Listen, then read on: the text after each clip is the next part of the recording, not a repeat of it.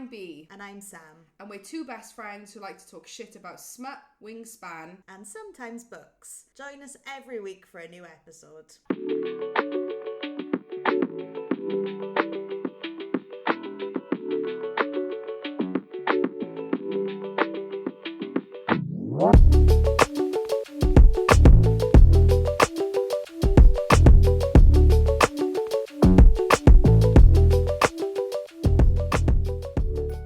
Episode 4. Number 4. Here we are. I know, can't believe it. But we're doing it's our first book review. Yes. Which is really exciting. I did not think we'd ever get here, but I did wonder what would be the book that we did it for, Yeah. you know? And it's Fouth Wing. Yeah, Fouth Wing. Obviously you'd already read it. I have, yeah. A while ago. Yes, when it first came out, yeah. Yeah, so this was your second read through this week. This was my first ever read of Fouth Wing. Yeah. You're not the biggest fan? Yeah, I mean, I think if I'd have done this episode and not have reread it, I think what I'm gonna say would probably have been a little bit more negative. Having reread it, I actually kind of remembered a lot of things that I liked about this. Yeah. But I think I fell victim to, and I guess it kind of starts off like when I first read it, because I read it when it came out. I remember seeing everybody all over BookTok saying, new book, gotta read it, have to read it. It's Fouth Wing, everyone was like, it's amazing, it's da-da-da. And I was like, oh my gosh, okay, like sounds amazing. Yeah. I did the exact same thing that when you texted me this week and you said, I think you actually said it about Iron Flame, not Fouth Wing. Why the fuck is it so expensive as an Amazon book? £11 for a KDP version, which is scandalous. Like we've never paid that much for a KDP. And I want to say that Fouth Wing was even like £13 to £14 when it first came out. And I just was like, oh my gosh, I can't believe it's that much money. But I just paid it because I was like, right, people are saying it's that good. I was like, okay. It got a lot of hype when I went to read it. And I think that's where a lot of my disappointments were, because I was so like, everyone was saying like, it's as good as ACOTAR, this is ACOTAR level, like you've got to read this if you love ACOTAR, like it's a 5-star. And I was like, oh okay, here we go. You know, no spoilers, but I don't think that is the case. I think we fell victim to that with House of Flame and Shadow. We 100%, yes.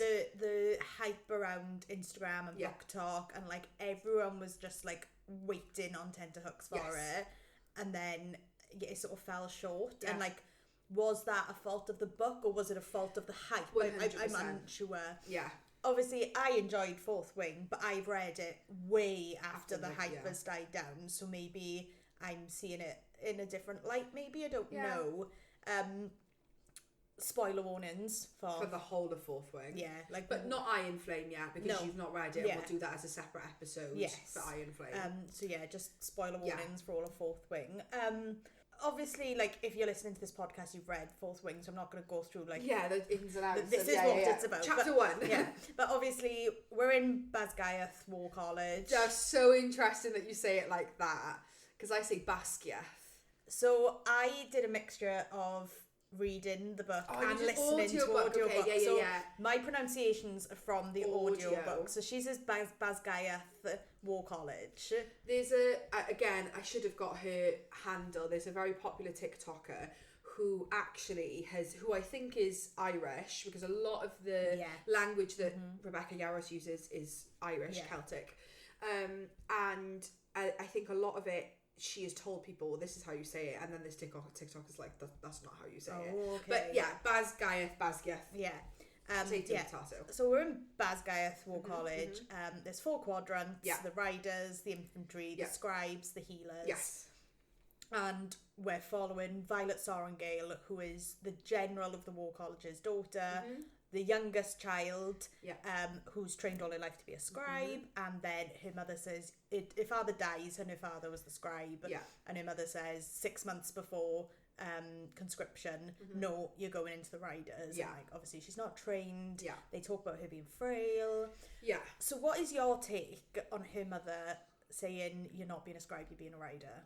I think that it was, in the beginning, I just thought, oh, it's a very convenient plot point, you know, because you wouldn't have this book if she was going to go be a scribe, would you? I know that because we've tried not to talk about this too much this week, haven't we, to try and keep as much, but one of the things that you mentioned is that you truly believe that Violet's mother is the big bad evil. And I can totally understand that, and I think definitely at that point of it, you're like, oh, is there something like bigger going on? Why has she done this? Why has she got such an ag about Violet not being a scribe and becoming a rider? And to be honest, when I look at it, I agree with you that, like, is she literally just trying to kill off one of her kids? Because she genuinely believes that Violet's just going to get killed. Yeah. Like, she knows she's not strong. Yeah. Like, is it a pride thing of, like, well, all Sorrengails are riders? And she kind of alludes to that, doesn't she? That's what she tells Mira and his sister in the beginning. So off you go. But, I'm just like, what mother? And, like, she talks about how, like, the genuine grief over Brennan dying. Yeah.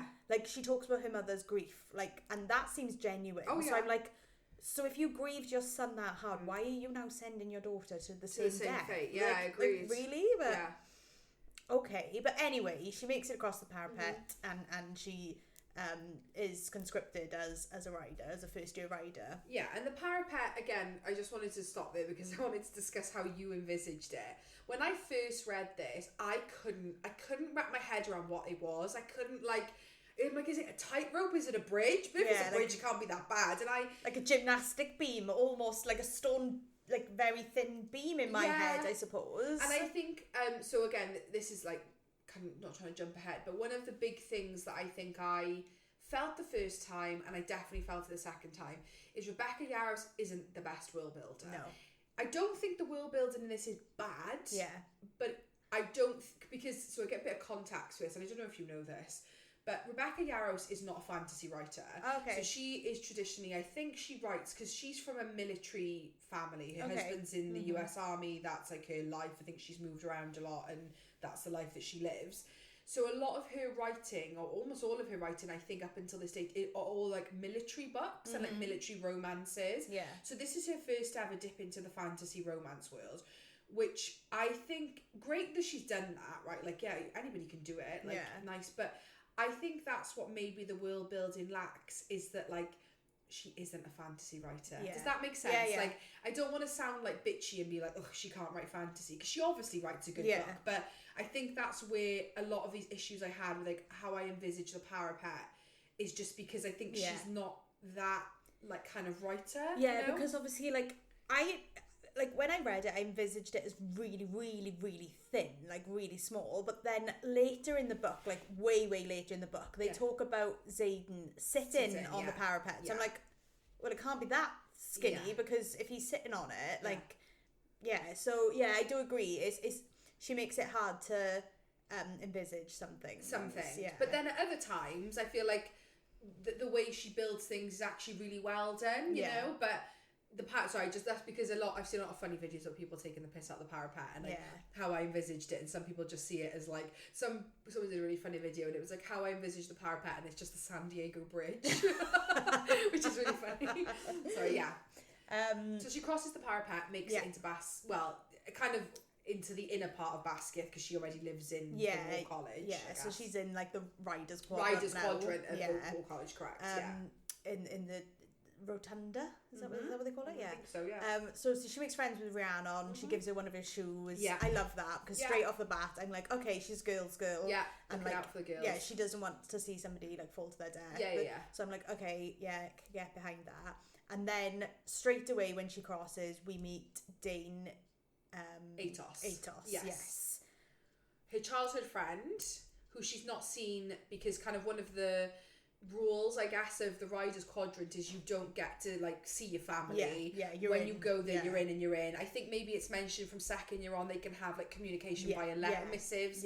But basically she's not been able to see or speak to him in over a year. Yes. And it's kind of heavily implied that I don't think necessarily her and Dane banged, but they definitely love interest. I think when I reread it, I picked up that maybe they had a bit of a thing. Yeah, no, I agree.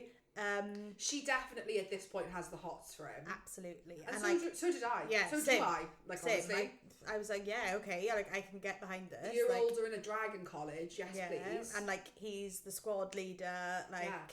And I remember at the time when I was reading it, there's at one point he talks about, I can't remember the exact reason he's telling Violet this, but he's like, oh, there's somebody in the second year that you need to speak to. I know her really well. Her name's blah blah blah. She's got like, I can't remember. He describes her. Amber. Oh, is it Amber? And he says like, I got to know her very well, and it's implied he's blushing, and I'm like, Dane, like but then obviously Amber ends up being the one that unlocks her door to let them in to kill her and gets executed. But I really liked Dane. I was like, okay, I'm on board with this. I quite like. I'm like, oh, will they? Hot. And then he tries to get her to sneak out and move to the Scribe Quadrant. From the get-go, starts putting up quite a lot of big red flags. Yeah, and I'm like, don't tell her what to do. And I'm proud to say, despite previous episodes in this book, I actually clocked on to those red flags. Yeah. From the get-go, I was like... Yeah, I was a bit like, don't tell her what to do. Like, she's here. And like her mother's the general. Like, you're not going to go against her, are you? Let's be honest. And like, she openly says, like, she will just hold me back here. She will keep bringing me back. Yeah. Like, she's not going to let me be a scribe. Yeah. And like, the further you get into the book, I'm like, is it because the scribes know more about the venom and the wyvern? Like, is that why she doesn't want her in the Scribe Quadrant? Exactly. There's definitely ulterior motives going on, I think. Just unsure about her motives. But yeah, I didn't like then that he wanted her to go into the Scribe Quadrant to like try to move her. Mm-hmm. And so two of the other kind of at this point, I guess villain is the word, that we meet just as she's crossing the parapet is, first of all, we understand that there's been some kind of rebellion against the king. I think he is the king. There is a king, yes. There's so much world building in this that names and regions are going to fall off my head. But whatever the part of the continent that is considered, so not Poromil, which is seen as the enemy. Gonna get your book out. Navarre, like Navarre, Navarre, and Poromil is the other one, the other side with the Griffin Riders. Yeah. So it's kind of revealed that they about 10 years ago, I think it was about roughly, maybe even less than that. Actually, no, it was probably less. 6 years that ago. There was a rebellion, and up until like a couple of years ago, they effectively executed all the leaders of the rebellion, anyone who participated. But we find out that one of the main characters, Xaden, who is a third year in the Riders Quadrant, is actually the son of the leader of the rebellion, Riorson. Xaden Riorson is his son, and he and what we understand is that they make an agreement that all like 106 or something 107 children of the revolution leaders kind of were not executed like their parents were, but were put into Basgiath as a sort of punishment. But they were only allowed to go into the Riders Quadrant. Yes. So sort of like they either die and fine, or they make it, and then now we're kind of making them our best weapons, effectively. And so we understand that Xaden Riorson is the son of the leader, and is basically effectively, Violet is told that he's going to be her number one enemy in the Riders Quadrant because her mother oversaw the execution of his parents. Yeah, and his dad is the murderer of her brother Brennan. Yes. Yeah. Very interesting. Yes. And they all have rebellion relics which are like tattoos. Effectively, yes. So fucking hot. Yeah, I mean, straight from the get-go, I was like, and I think that's maybe where you love a shadow. I love a shadow daddy. We love a shadow daddy, right? We love our dark, tall, like, we love them. I think, though, for me, when I got his description, I did a little eye roll, because I was just like, this just feels a little bit done. Yeah, and also, the people who are comparing him to Rhysand, whoever you are out there. Whoever you are. Stop it. No. Kill it now. He is hot. Xaden is hot, and I will agree with you, but he is not Rhysand. No Rhysand. He is not the Knight Triumphant. No. And you can stop saying it now. Because immediately. I'm done.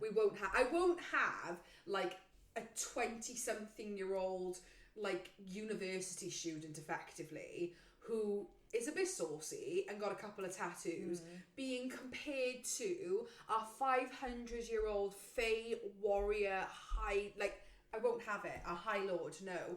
So, first of all, don't come here if you're looking for some Rhys and Xaden comparisons, because you won't be getting it. And I'm glad you felt that way, because again, when I was like reading this book, that's what I've been told. Oh my gosh, the love interest is Rhys. It's a Rhys. You're gonna love it. Like, he's Rhys, and I was like, he's hot, right? Like, I wouldn't have read the whole bloody book if I didn't think that. But like, stop, because it almost does Xaden a disservice. Because there's actually some things that I think are really unique about Xaden. Yes. Do I think he's the most thought through, developed character? Even if I were to take Rhys in book 1 compared to Xaden, no. I think there's a lot. The characters I don't think go quite as deep in this as they do in Akhtar. However, there's actually some things about Xaden that I really like, that I think you're almost doing him a disservice by saying, oh, he's a Rhys. Yeah. Because he isn't this like... He's cocky and arrogant, but not in a Rhys way. He's not like, let's show up to the party and swoon everyone. Because that's Rhys and that's Dorian. Yeah. But that isn't Xaden. No. He's very like prickly and like couldn't give a fuck about what you think. Yeah. You know? Yeah, no, I agree. But obviously we meet Xaden. She's told that he's going to be her worst enemy. Needs to watch out, going to try and kill her. Probably push her off the parapet at that point. Yeah. And then actually, plot twist, there's some bloody bloke called Jack Barlow, who is not one of the rebellion. Or no, he's not, is he? He's just a little twat. He's a little twat.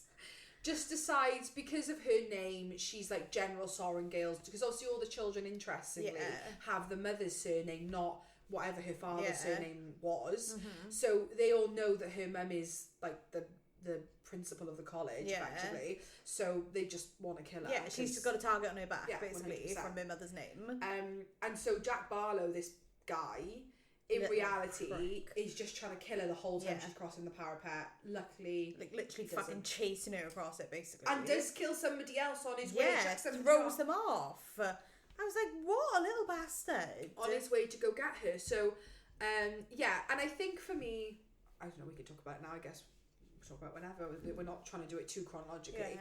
For me, that was one of the biggest issues I had from the get-go, was because I love an enemies to lovers, right? We all love an enemies to lovers. But for me, having that, is it Xaden and is it Jack Barlow? That's where straight off the bat I was like, well, which is it? I kind of needed it to be one or the other. And obviously, like, you know, you wouldn't be listening to this if you weren't looking for spoilers, but you know, Xaden turns out to be her love interest in it. Fine. But it was too... Because for me, from the get-go, I couldn't ever find Xaden that threatening. Because I knew that he was going to be the love interest and Jack Barlow was going to be the... You know what I mean? Like, no, she'd ended up banging Jack Barlow in the end. I would have been like, wow! Did not fucking see that coming. You just tambling the fuck out of me. You're resounding the fuck out of me. But for me, it was like... plot reasons, again, having read Iron Flame, I would probably say don't even necessarily think it was relevant, but I just think, like, Xaden needed to be Jack Barlow. Does that make sense? Like, it needed to be one or the other. Like, I don't even mind that, like, Xaden, like, can say, like, he's going to want to kill you, but the fact the whole way through she's like, Xaden Riorson's going to kill me, I'm like, no, he's not. He's not going to kill you. Shut up, Violet. He's just going to fucking bang you with his massive dick, to be honest. Kill you with his huge cock. Sorry. So part of then when they go through and they're in the first years is that they do hand-to-hand combat challenges. And Violet's way of getting through all these hand-to-hand combat challenges are finding out their weaknesses. Wonderful. And fucking poisoning most of her enemies. And I just find that fucking hilarious. That she's like sneaking out to like find certain fruits. Wonderful. And there's poison in her daggers, all these things. And like it's like volunteered for breakfast duty so she can poison the people. Genius. Oh my god, it's so fucking funny. I love that about her. Like she knows she's not strong enough to beat them, so she's like, right, I'm gonna have to like use my cunning wit to beat them, and I love that. It gives Big Aelin energy. It does. And I again, like when I first started reading about her type of character, that she wasn't going to be this super strong warrior. I really like that about her. She's decent at hand-to-hand combat, but she's not the best. Ultimately, if you hit a blow, you're going to break her. Yeah, she's not. But do we ever find out why? No, we don't. But I think, again, I'm going to quote me if I'm wrong, I believe that a lot of it comes from Rebecca Yarros' personal experience with Ehlers-Danlos syndrome. Okay. If I'm saying that correctly. Which is like, you kind of have like overextended joints. You know, the whole thing about her knees popping out of place. Yeah, and yeah. Like, I think it's like, I don't think she explicitly says it because it's a fantasy world, but it's like really heavily implied that like that's kind of they like sort of like autoimmune and they sort of say like brittle bones basically, don't they? Effectively. So I get why she doesn't explicitly put a name to it because it's fantasy. What do you call it? Like, you know. But I actually really like that about Violet. I know I saw a lot of videos of people who have very similar have a very similar, you know, type of experience and similar type of autoimmune diseases where they've all said, oh, I really like that because it feels like a nice bit of representation. So no, like we don't ever get like a name stamp on it as to why that's the case. But I kind of like that about her, and when I from the get go, I was like, oh, this is not maybe so relatable to me, but like just makes her like a relatable character. I agree with you. I love that she is one of those characters that uses her wits. Because, and I'm sure maybe it's Mira says it to her right at the beginning, like, you're a scribe at heart. You're only going to get through this if you think like a scribe. And I love that about her because she does, you know. So, one of the other things we could probably just talk about really quickly, I guess more of a format thing, is the exit at the top of the chapters. Yeah, really interesting. Really interesting. So the whole book is effectively told from these excerpts as if it's one of her friends from the Scribe's Quadrant effectively writing this story years and years and years after the fact, and then to like write history, which I love that. Really interesting. The top of every chapter you get like an excerpt from like a different historical text, so some are like, and some are even from like Brennan's book that he writes, like her brother's the diary. Codex. Like I love that. And some are like certain teachers, like, you know, textbooks on war. Like some are like missives between people. No, I really, really like that. I really like the format of this book. That I really love about it. So then, she's now, you know, I guess in the Riders Quadrant. And the one thing I will say, which I still, even having reread it, I cannot fucking wrap my head around, is the way that the wings work. I don't understand it. Like, I get this four wings, right? Yes. And then within it, you have a wing leader for each. And Xaden is the fourth wing leader. Yes. And then underneath that, you have other people. Then you have the claw, the tail, and the flame. You have like sections. Yeah. And then they have section leaders. So you have leaders of each section. So Dane is a section leader. No. See, this is, I can't get my fucking head around it. And then within it. the sections, you have first, second, and third. So they're the second. So Violet is put into the second of the tail of the fourth wing. And Dane is the squad leader. So he's the tail. Of squad 2 within the tail. So he's a fucking nobody. Is what we're saying. Because Dane is an absolute fucking no one. He's no big fourth wing leader, Daddy Xaden, is he? No, so he's got like two people. So Xaden isn't even the person above him because you've got the. But Xaden is like top dog. Yeah. Because but then above Dane is like the leader of the tail, and then above that is someone else. No, it is Xaden. Oh, it's Xaden. Sorry. Okay. Yeah. And this does it not lay it out in the book? It does, and I reread it a couple of times and it still doesn't sink into my brain. Maybe it's Iron Flame. It shows the wings at the beginning. Yeah, I've seen that. Yeah, it's in Iron Flame. It has them all listed out, and like it shows like the hierarchy. I'm just too much of a visual person, and I just having reread it, I don't fucking understand this. I always assumed that Dane was like one down from Xaden. No, but he's an absolute fucking no one. So fuck Dane. As we come to learn, fuck Dane. Big fuck Dane. So jumping ahead a little bit. So she makes it up the gauntlet, and then which is like to me is like a big total wipeout. Yeah, big obstacle course. Yeah, big red balls. Yeah. And goes through threshing. So threshing is when a dragon can decide if they want to bond with you. So from what I gather, you walk with your squad through the field of dragons and like see what you think, and then you can decide like, oh, that's the dragon I like. It's like It's a Small World for dragons, but you can't make eye contact because they'll fuck you up. Basically. And like certain dragons you can only approach from the left, certain dragons you have to like show respect to. It's all like a big. But am I right in saying that they're like, it's almost like they parade themselves through, and it's the dragon's chance to decide who they want, not necessarily. So they're just like. They're just looking, not buying. Yes. And they're told, don't make eye contact. Yeah. You've just got to walk and let them pick you. So they go through and they're told there's 101 dragons, something like that. And then, or 100 dragons that are willing to bond. Mm-hmm. And then they see this golden, very small dragon. And they're like, oh, it's 101 dragons. And then after they do this parading, when they're heading back to the field, she notices Jack Barlow and some of his little cronies go off after this golden dragon, and she's like, I can't have it. They're hunting her or it. So I don't think she knows it's a girl at that point, and she goes after them to try and stop them. Is this? So am I right in saying that they have the little parade through the valley, let the dragons pick us, and then isn't the actual picking a separate like event? Because isn't she like in a woods and Xaden's there and they like kind of so this fight? Is the same thing. Oh, it's all the same event. So, okay. Yeah. Oh, so they're supposed to walk through and head back, and then the dragons can make their decision. Yeah. But she sees Jack Barlow go off, runs after him because she's like, you're not going to kill. Hurt it. Yeah. And obviously Xaden's watching. And that's when we meet Andana, the small golden dragon. Yeah. And she defends her, and then 10 turns up. 10, big boy 10. I love him so fucking much, and I'll get into it in a minute. Okay. But, and then obviously he chooses her. Yeah. To be bonded with. And to add that 10, because there's mates within dragons. Yes. Is mated to Xaden's dragon, who he's had.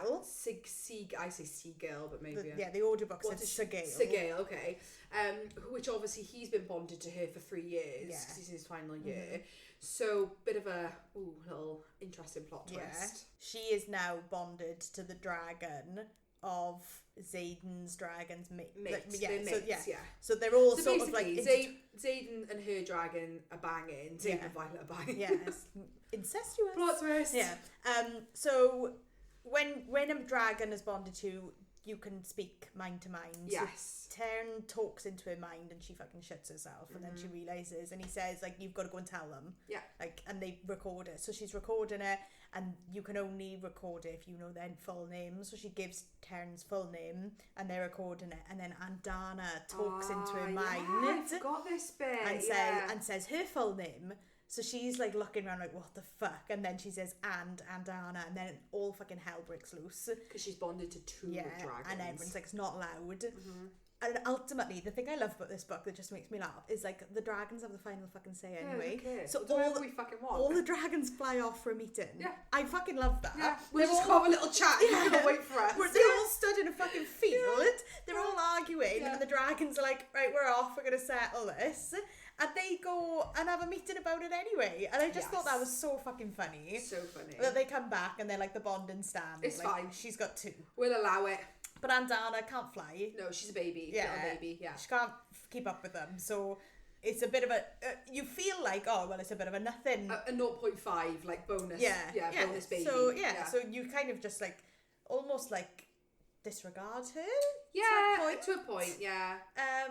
And then they have to start learning to fly and do manoeuvres, and Violet can't stay on. And Tyn is also, I think, described as being like the second biggest dragon to have ever existed. I think General Melgren, who is the head of the whole army as a whole. Yeah, his is bigger. The bigger one. Yeah. But Tyn is a big boy, and Violet is not, and also breaks very easily. Tyn's a big boy, and obviously the concern is, how the fuck is Violet going to ride? I mean, any dragon, let alone the second biggest dragon to have ever existed. How's she going to ride fucking Xaden? Little hello fucking Tyn. We'll find out though. So... I think then at some point, I think it's Xaden, if I'm right in saying, gets a saddle made. Oh, that's well. Oh, sorry. Yeah, but yeah, he does. Yeah, he builds a harness. But it also can harness Andana. So she's like a little baby underneath. I love it. Adorable. And that, when he does that, you're sort of like, oh, Xaden, like, oh my god, so sweet. Yeah. So she obviously struggles, Yeah. but she kind of overcomes it. And then I think the next, again, I might be skipping ahead, but then the next sort of plot point is they get something called a signet power through their dragons, which is effectively like a magical power, but it's a specific type of magical power. It isn't always the same. Like it's not. It depends on the rider, not the dragon. Yes. But they only get it when they've bonded to a dragon. It takes some time. Yeah. So and Violet doesn't a long time to manifest, and they think it's not going to manifest at all. Yeah, because it takes a while. And obviously Xaden's is shadows. Yes, shadow wielding. That's what he gets from Seagull, whatever. Seagull. Yeah. And then I think the first time that it's sort of again implied, maybe we're gonna have a guess as to what Violet's signet is gonna be. Is there's a scene where Tyn and Seagull are getting it on, banging because they're mated dragons, and she is a hornball, Violet, because she's like that's talked about a lot. Is that it's really hard to like shut off channeling Tyn and the emotions because they're very connected. She's obviously fucking raging for it. Does she go looking for Xaden, or does she just... she's like, if I get outside, like, and out in the outdoors, she's like trying to run from it basically, and run straight into Xaden. And who's smoking a fucking spliff? Yeah. Because to be honest, I bang Xaden smoking a spliff outside. Same. But yeah. And fucking climbs him like a tree. But they only kiss at that point. Yeah. But she does climb in like a tree. And there's a thunderstorm going on. Which to me, even when I read it the first time, I was like, I think this is what it's going to be. And then, obviously, all we get is a kiss, and then they say it's a mistake, and you're like, okay. And then Amber unlocks her door and lets the cadets into a room, and they're trying to kill her. Tyn is too far away, and he can't get to her. Then Andana pops up and says, I'm going to use a power. And stops time. Yes. And we're all like, what? Did that just happen? Yeah. So Andana can stop time. And I think even when I read this the first time, I kind of knew something had happened because she alludes to it, doesn't she? But because this whole book is from like first person, but also like present tense, the way it's written, it's not past tense. So you are literally like living through Violet's brain. She doesn't really know what's happened, so you don't really know what's happened. So I kind of had an idea, like I know it's because Andana speaks to us, so you're like, Andana says something, but it's not really confirmed that it was time control. You just know something weird happened. Like everything froze and she moved. And then Xaden turns up and kills them all. And then like plot twist, spoiler alert, they bang. That's when they bang. No. Oh, is it not? No. Oh. They don't bang until she gets her signet. I thought that's when they bang for the first time. So that happens. He comes, he kills them all, and he says, we're going for a little meeting with Tyn, Seagull, and Andana. That's when we find out that Andana's a hatchling, which are completely protected creatures. Not supposed to be out of the veil when dragons are kept at all. And definitely not supposed to be bonded to anybody. And it wipes her out. So using that power wipes her. And she sleeps for like days and days and days. During flight, they're doing like some sort of like course type thing, or is it like part of the war games and they go get the egg? Jack Barlow. Jack Barlow tries to kill Liam. And that's when her signet manifests. Big blow up. And she wields the lightning and kills Jack Barlow. Kills him. Buries him in the fucking rubble like she should.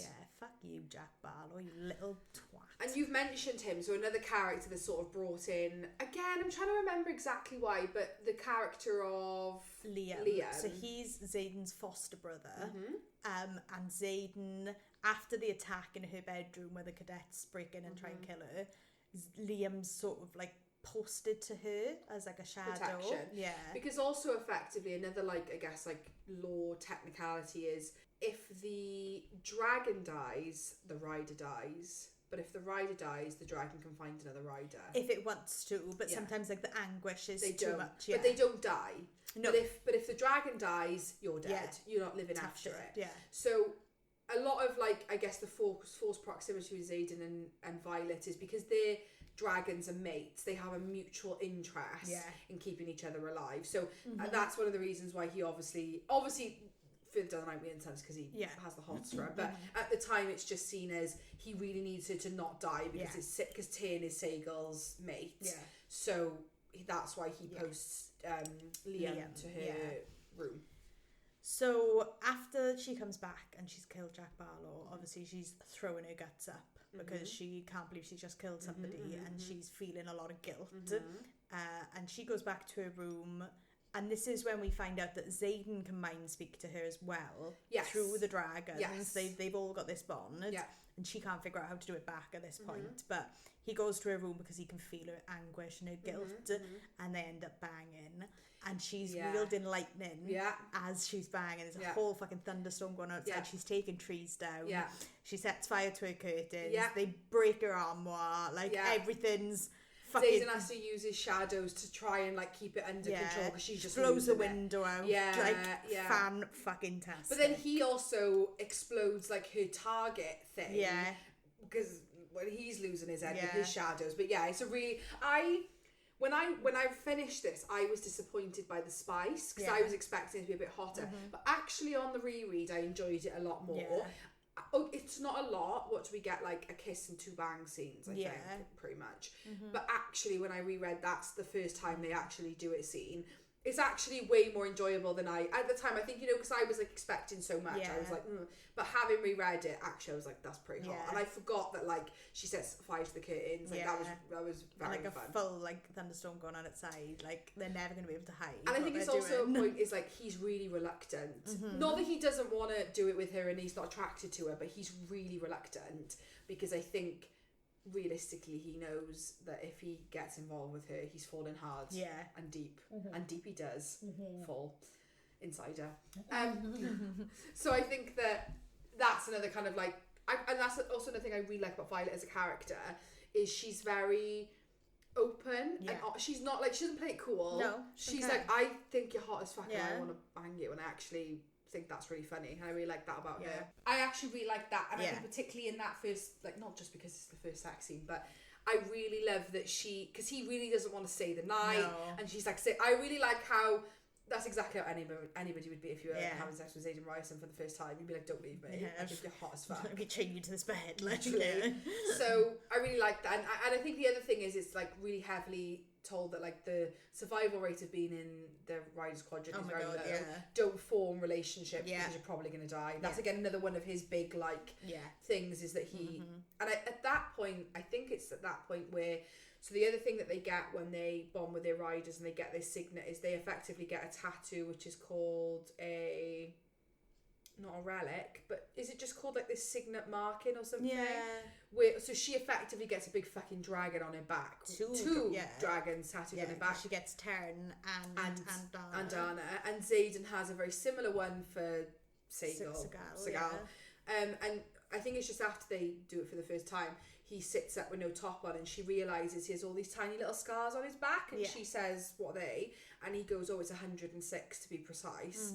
And it's revealed that they were given one scar, effectively that he was the one that instigated the trade of, if you let all of the children of the rebellion live, I will be solely responsible for every single life and keeping them in line. And not letting them rebel. Not letting them rebel. And if they do, you can kill me. And then they have like, he literally has like a physical scar of 106 scars on his back to remind him of that. So that was a very interesting plot point to kind of find that out. I enjoyed that. Very honourable. So we're like falling hard for Xaden at this point. We are like and I feel like we should have talked about it, but like the reason that they're all training is because there's these Griffin attacks. I say Griffin. Griffin attacks. And that there's like a neighbouring continent called Polymele who are kind of seen as the enemy. They have like the bad end of the country. They got the crap resources, the crap land, and they want in on Navarre because it's very abundant and fruitful. One of the other things as to why Navarre as a continent is so powerful is dragons, as opposed to the griffins, which are like big eagles with claws. Griffins can have signet powers as well, which they're told that they're riders, but griffins can't manifest a ward like a barrier, whereas dragons can. So all of Navarre is protected by a big old fucking barrier. Yeah. Basically. What we learn from like the classes that Violet attends while she's in the War College is that there's been instances of the wards failing. Yes. Which is really interesting. Yeah. So like her sister Mira, who's now a fully qualified dragon rider, part of the army, their whole thing is you qualify and you go fight for the country, and you're posted to one of the like outposts that are on the border to protect the country and fight against the griffins. They're the baddies. That's kind of like the gist of it, I guess. Yeah.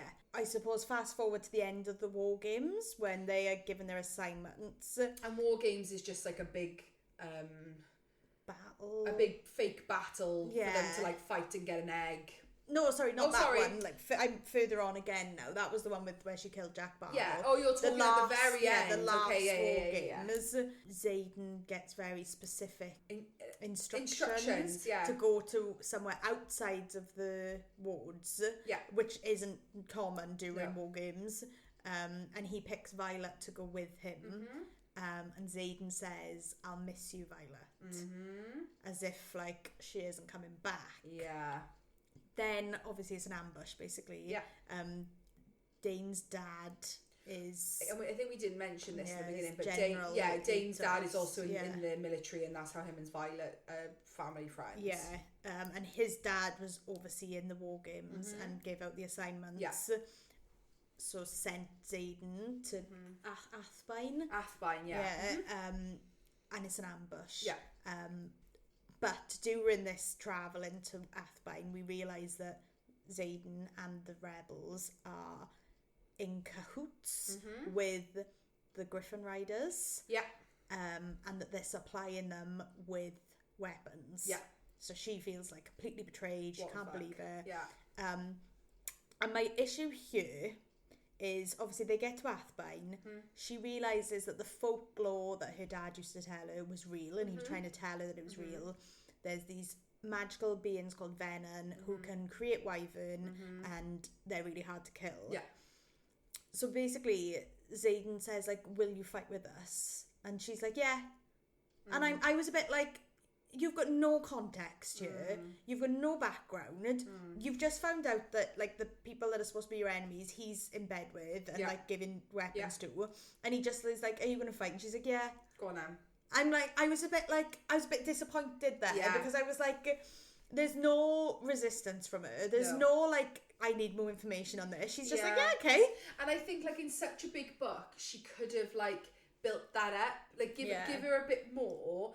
You know, why wasn't there more conversations with her and Xaden as to why, like, because it's very clear and I think going back to the thing about the scars on his back, is that he's trying for all of them to not be rebels. Yeah. So why all of a sudden at the very end he's like, "Oh, actually the whole time I've been a rebel too." But, which is, I understand that he wouldn't, just because his parents were killed doesn't mean he's unsympathetic to the cause.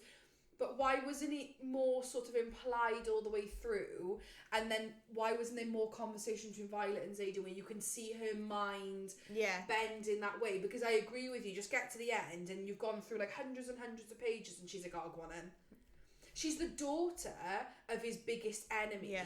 Of course she's going to be so indoctrinated to believing that their side of the fight is the right side, you know? Like, of course she's going to think that. Why wouldn't she?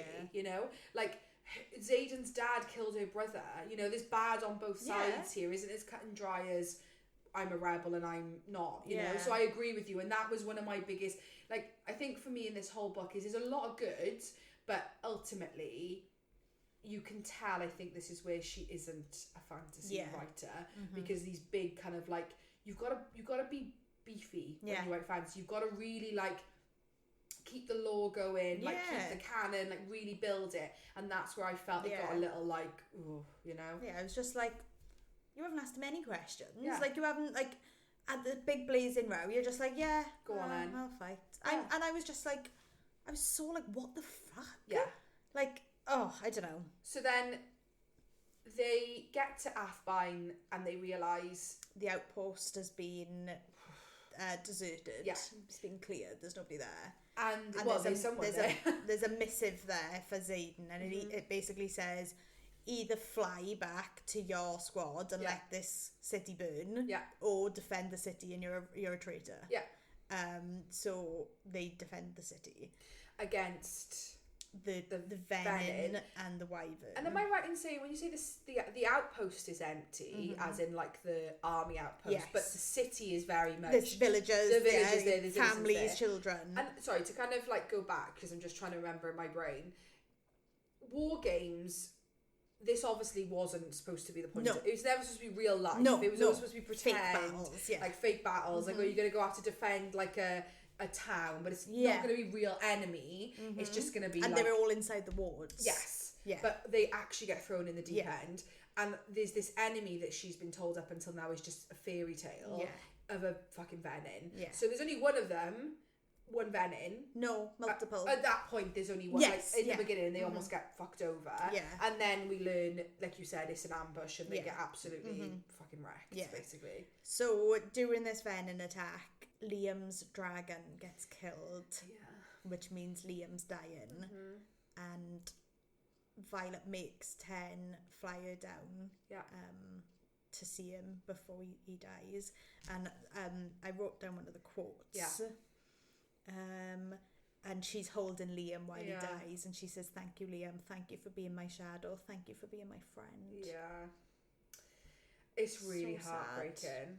Yeah, so sad. Yeah, I didn't think we'd get like that big of a death at the end of book 1. You know, it was real. So they fight the wyvern, and they realise that it's not the wyvern they need to fight, it's the venin, because the wyvern are created, so if you kill the venin, the wyvern will die too.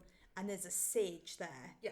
So a guy in like a cloak, but he disappears. He's kind of like a venin, but like the master venin. The big bad venin, And he's got a staff, but he disappears. Yeah. So that, obviously I haven't read Iron Flame yet, so that's not explained to me yet.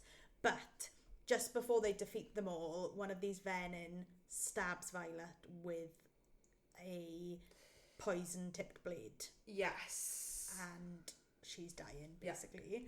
So Xaden says, "I know a healer." Yeah. And everyone's like, no, you can't take her there, you can't take her there. And he's like, fuck you all, I'm doing what I want. And she's going to the healer. Yeah.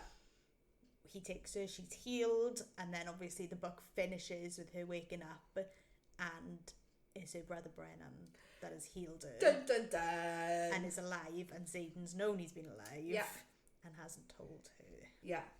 And you said this, but you didn't think it was that big of a plot twist. You could see it come in. For me, it was talked about too much. His death was talked about too much. Like the burning of all his stuff. Like he just kept getting brought up. And I was thinking, like, why do they keep talking about this dead character? Like, for me, there was just something not right. Like, not that I knew he was alive, but there was just something you knew was gonna... like, not sitting right. And then, so when it was him, I was just like, oh, okay. Like, makes sense. Like, I wasn't like, Brennan's alive. Like, I was just like, oh, okay. But if you're me, who's enough of an idiot that couldn't even get the Riddler in Akatar, let alone this, I was that person. I was like, I didn't see that coming. I agree that I think I probably thought something about Brennan was going to come up, but did I think he would not be dead? No, that was a big old plot twist. But it also sort of takes away her reason for hating Xaden, because she hated Xaden because she thought his dad killed her brother, and then her brother's alive. Yeah. And I think the final line of the book is like, "Welcome to the revolution, Violet." So it's not, they don't call it a rebellion, they call it a revolution. And I'm like, oh, okay. What's Brennan been doing for the last, 5 years or something? It's like 6 years. So, that for me, again, having reread it, I actually really enjoyed that. And I think overall, having a reread actually brought it up in my estimations. Because after the first time, I was so grumpy. I was like, who the fuck was recommending this to me and telling me it was going to be Akatar? Which I know isn't a popular take, because majority of people just fucking love this. I think, and I don't mean this to sound pretentious when I say it, but I think as people who read a lot of fantasy, we can see the holes in this. Yes. Whereas, if this was your introduction into fantasy romance, I can totally understand why people love it. It is it's not a bad book by any means, but I think, when we're talking the likes of Throne of Glass, and when you've read those, and people... from Blood and Ash, there's more better fantasy, yeah, there's more well-written books. Agreed. But I enjoyed the story. It's very enjoyable. It's very readable. But I think when you're a fantasy lover, you like a bit more like nitty-gritty. And somebody, again, when I was like researching this and looking at what other people had said and looking at like blogs and stuff, somebody had written this, a really interesting take on it, is that it's a romance with a fantasy like blanket over it, and I would agree. Like when we're talking, like I know we don't read Brendan Sanderson, who is like the king of fantasy. I don't think it's fair to put this in the same category as the likes of Brendan Sanderson, where you're like, you literally, even like the Throne of Glasses, where you've got like you said, you know, we mentioned this in the previous episode, things that are mentioned in like book like prequels that are woven in 8 books down the line. So I don't think it's a bad book. I just think that, like you said with House of Flame and Shadow, it falls mercy to everybody else's hype around it. One thing I do really like from this book, I'm a sucker for a pet name. So I'm not C. I love that he calls her Violence. I love it. I love that 10 calls her Silver One. That I don't mind as much.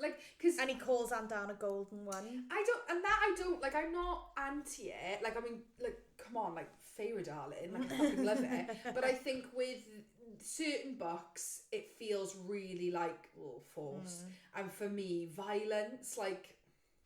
So one of my quotes that I wrote down is... Xaden, and he says, fascinating, you look all frail and breakable, but you're really a violent little thing, aren't you? And I'm just like, I don't mind that, but the fact that he calls her violent when she isn't, she's actually quite a peacekeeper, to be honest. But I've just got so many quotes from this, and one quote that I love is 10 roars with the unmistakable sound of pride, lightning wielder. Aww. Like, he's so proud. Yeah, and, like, he loves her. And like, and I'm not even mad at the dragons when we find out like they knew all along that like that the venom were real, and that like I wasn't even mad about it. No. I was just like, because it's really heavily implied that they're kind of this like ancient all-seeing, and it's always, and that's something that I would say she does do consistently. She builds that mystery of the dragons all the way through, and we know from the get-go that they're very secretive. They don't tell humans everything. The Empyrean, which is like the, I don't know, how would you describe the Empyrean? It's like the Council of Dragons, effectively, like the dragon politicians, I don't know.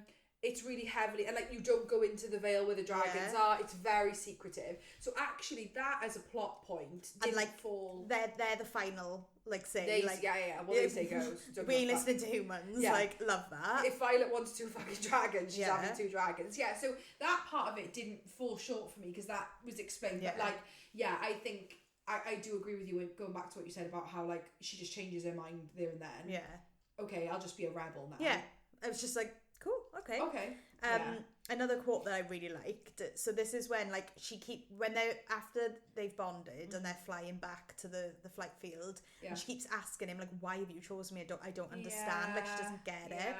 And he says to her, you were the smartest of your year, the most cunning. I gulp at the compliment, brushing it off. I was trained as a scribe, not a rider.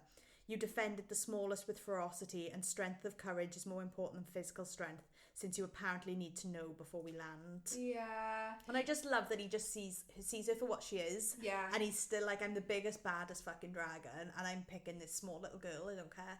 And it's such a like fuck you to her mum as well, you know? Like that she goes in, and not only does she get the biggest, baddest dragon, she gets 2 fucking dragons. Yeah. And then obviously, I've started Iron Flame, so I'm like, 4 chapters in. Oh, are you? I didn't realise. Yeah, so I'm like 4 chapters in, but obviously Andana's asleep, and she's fucking massive and black. And I was just like, oh my god! Yeah, so, she's grown up. She was forced to grow up, basically, because she used her power. But I was just like, fucking hell. So she's got 2 massive fucking dragons now. That battle with, like, the venom, effectively, she uses so much power that it causes her to mature, basically. Yeah, basically. They call it, like, the something sleep, don't they? Like, the dreamless sleep. Yeah. So she's maturing and becoming a big old dragon. Yeah. So she's massive. Yeah. So, like, I think, overall, star-wise, what would you give this? I gave it a 4-star review. It wasn't good enough to be a 5-star review. There were too many holes. There were too many things that I was questioning. Yeah. And there were too many things that I predicted. And, like, that's sort of my fault because I read books trying to guess the ending. Like, I do go through trying to make my own theories, but, like, I just... Like, I think a lot of people were like, oh my god, Brennan's alive. But I was just a bit like, fine. So, yeah, it was a 4-star for me. For me, so if I'd have done this pre-reread, if I'd have just come into this and not done the reread, it probably would have been like 3, 2.5.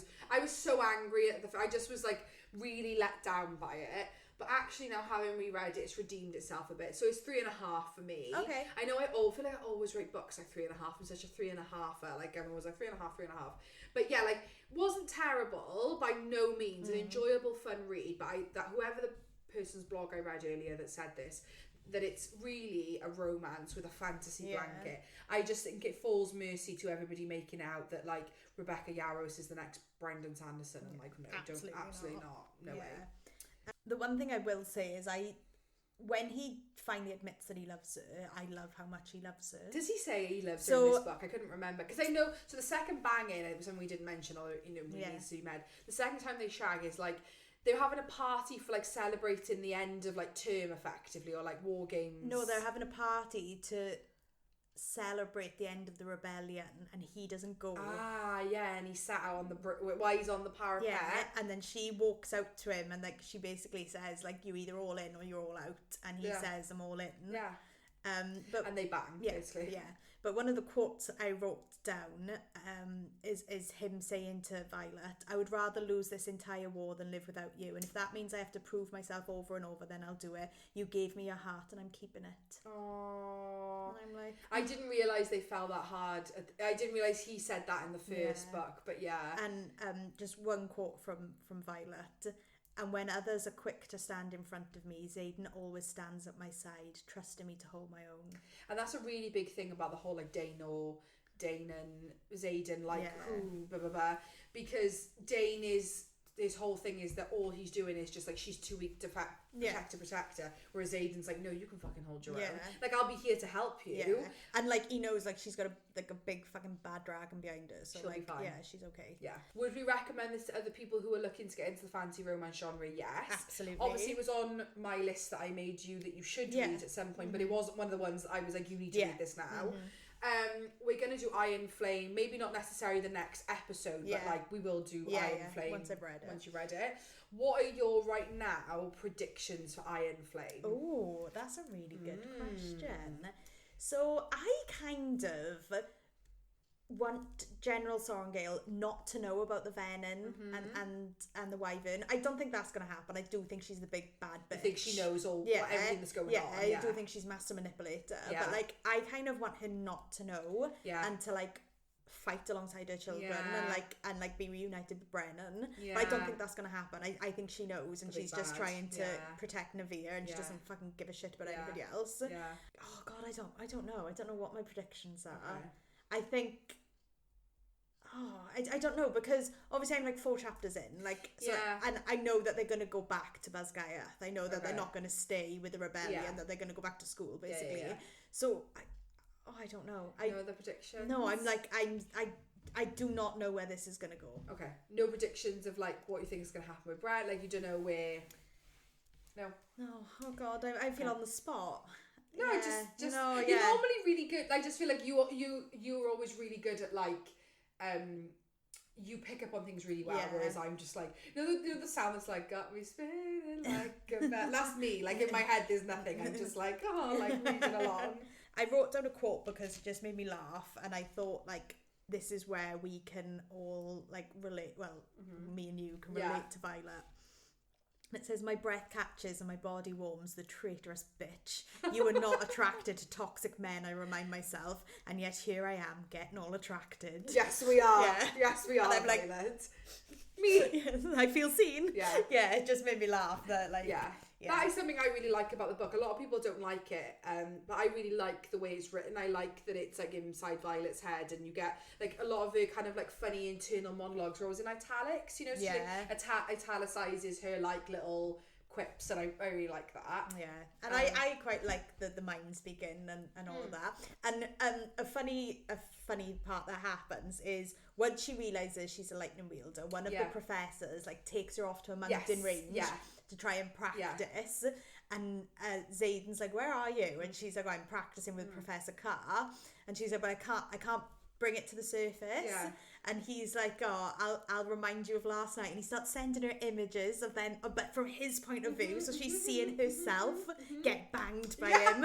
And then she's just like fucking flinging lightning out left and right. Yeah. And it just made me laugh so much. However, in the same breath as that made me laugh, and I loved it, I did sort of think, has Rebecca read ACOTAR and is thinking, oh, Reese does that too. Do you know, is she borrowing storylines? So like borrowing 100%. Scenes? Yeah. What I will say is like, this is not original in any means. Like, I think Rebecca Yarros has gone, I write romances about army because I've lived that life. Yeah. Let me check an old fantasy. What do people love? Dragon, like college, school, magic school, a hot shadow daddy. Yes, like, so there's nothing about this is original, like there isn't, and not to say that like Sarah J Maas is the most original person, no, but she kind of like, everything is always going to be a rehash of something else. Yeah, there's only so much that we can pull from. Like, yeah, and like Sarah J Maas openly says that she's really heavily influenced by the like 60s fantasy series called Prydain, which the Disney film The Black Cauldron is the second book in that series, which is on my TBR. I really want to read it because apparently it's phenomenal, which is all the Mabinogi from Wales, because the author, who's American, was actually based, this is really boring history, was actually based in Wales during the Second World War. Learn about the Mabinogi, was like, this is cool as fuck, I'm going to write a fantasy series about it. Wrote Prydain. Sarah J Maas is obviously influenced by that, so a lot of it is very heavily influenced. So I get that, like, nobody's got an original idea. I get that. I'm not saying that. But there was just something about this that it felt like, like a paper collage of all the best books. That's what it felt like. Yeah, and you can sort of, like, pick where it's come from almost. Yeah. Like, but I enjoyed it. I enjoyed reading it. I'm glad I read it. I'm going to read Iron Flame. Oh, yeah. And we'll see how it goes. I'm not going to reread Iron Flame with you because I literally haven't long read it. So I feel like it's quite fresh in my brain. But we will do Iron Flame. It might not be the next episode, but it will be. Give me some time. Yeah, it's a big old book. You did this pretty well, though. It's because I mixed reading and physical, because like I'd have the audio on when I was in work, when I was like walking, like, because obviously you can't always be reading a book. Yeah. And like, I don't like to say, I like reading in the bath. I like taking my Kindle in the bath, but I won't take a big old hardback in the bath. Yeah. So I was audiobooking it in the bath then. So I did get a lot done through audiobooks. Yeah. I will say, listening to banging scenes via audiobook is like weird for me. Did it not do it for you? No, it was just odd. It felt like really sexual, and I like sat at my work computer, and I was just a bit, I was just a bit like, oh, do you know, I think I'll read this one. Like, some people say that about the graphic audio ACOTARs. Some people love them, but then some people say they're too cringy. You can't listen to it. Yeah. Sorry, this is really off topic. Can we just talk about it really quickly that we haven't talked about? I was going to mention this to you begin last episode, like as in like 2 episodes ago. I completely forgot. Have you seen on TikTok the photos that have been leaked of Sarah J Maas meeting Margot Robbie for coffee in New York? Yes. How did we not talk about this? How are they? Like, where has that come from? Like, is Margot Robbie going to produce ACOTAR series? Why are they having that conversation? Don't tease us, Sarah. Like, if you're going to be photographed with these stars, like, you need to tell us why. Because also, how are you friends? Yeah, and I don't mean this in like a shitty way, but like, how are they friends? Yeah. Surely it's a business proposition, because like, as much as Sarah J Maas is a very popular author, surely she's not rubbing shoulders with the likes of Margot Robbie, you know? Oh, is she? Or is she? Yeah. I mean, she was on Kelly Clarkson the other day, so like, who knows? But if it is what I think it is, yikes. Eek! So maybe the ACOTAR live action isn't in the can. Maybe it's still happening. Yeah. Who knows? And I'd be here for it. Yeah. I would be too. So we done with this episode. Yes, that was our first book review. It was our first book review, and that was Fouth Wing. Yeah, enjoyed that. So Iron Wing coming soon. Iron Flame, fucking hell. Coming soon. It just might not be next week. But we'll see. Yeah, never know. We'll never know. Thanks so much for listening. Join us next week for a new episode. And follow us on TikTok and Instagram at A Pod of Smut and Wingspan.